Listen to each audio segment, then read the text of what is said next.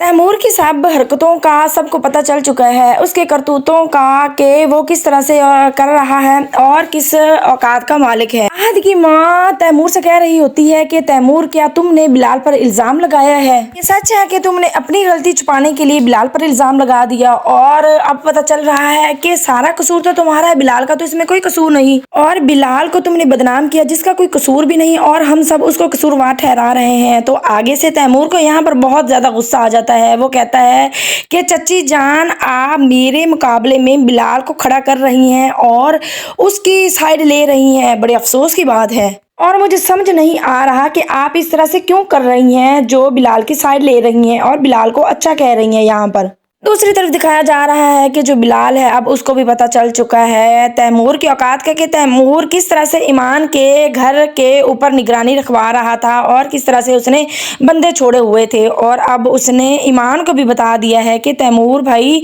तुम्हारे घर के ऊपर निगरानी कर रहा था और तुम लोगों के पीछे बंदे लगाए हुए थे। जब ईमान ये बात सुनती है तो उसके पाँव के नीचे से तो जैसे जमीन ही खिसक जाती है, उसको सब कुछ याद आ जाता है कि किस किस तरह से लोग उसका पीछा कर रहे थे और कैसे कैसे उन लोगों पर नजर रखी बैठे थे। तैमूर इतना घटिया निकला है, इतनी को वो अपनी औकात दिखा रहा है कि अब तो उसने पैसे देकर भी वकील को कह दिया है कि प्रॉपर्टी का केस लड़ना है सलीम के खिलाफ, और मैं चाहता हूं कि सलीम हार जाए और इसको लग पता जाए, क्योंकि वो ईमान के सारे बदले अब ले रहा है उन बाप बेटी से। अब तो ज़ारा को भी पता चलने लग गया है कि ये ताई अम्मी और ताया अब्बू कितना चालाक हैं और तैमूर मेरे साथ किस तरह से खेल खेल रहा है। यहाँ पर अब ज़ारा थोड़ी स्ट्रांग होती जा रही है, वो अपने ऑफिस के लिए खुद चल पड़ती है और अपनी जायदाद इनसे वापस लेना चाहती है। ज़ारा सुबह सुबह तैयार होकर जा रही होती है कि ताई अम्मी पूछती है कि ज़ारा कहाँ जा रही हो तैयार होकर, तो आगे से ज़ारा बड़े ही तंजिया मूड में कहती है कि अपने ऑफिस जा रही हूँ।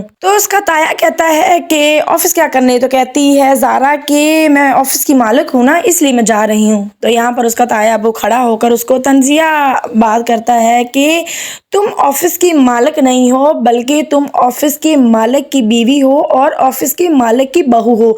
जब ज़ारा ये बात सुनती है तो वो हक्की बक्की रह जाती है कि ये किस तरह से कर रहे हैं, मतलब कि ज़ारा से इन्होंने सारी जायदाद अब हत्या ली है, बहाने से उससे साइन ले लिए हैं। अब ज़ारा को भी लग पता जाएगा, बिलाल की तो कभी उसने साइड ली नहीं, ना उसको भाई समझा है, हमेशा तैमूर तैमूर ही करती आई है। अब उसको पता चलेगा जब मुंह के बल गिरेगी। आने वाली नेक्स्ट एपिसोड काफ़ी ज़्यादा इंटरेस्टिंग होने वाली है। अगर मेरी वीडियो पसंद आई हो तो मेरे चैनल को सब्सक्राइब कर दें और मेरी वीडियो को लाइक भी कर दें।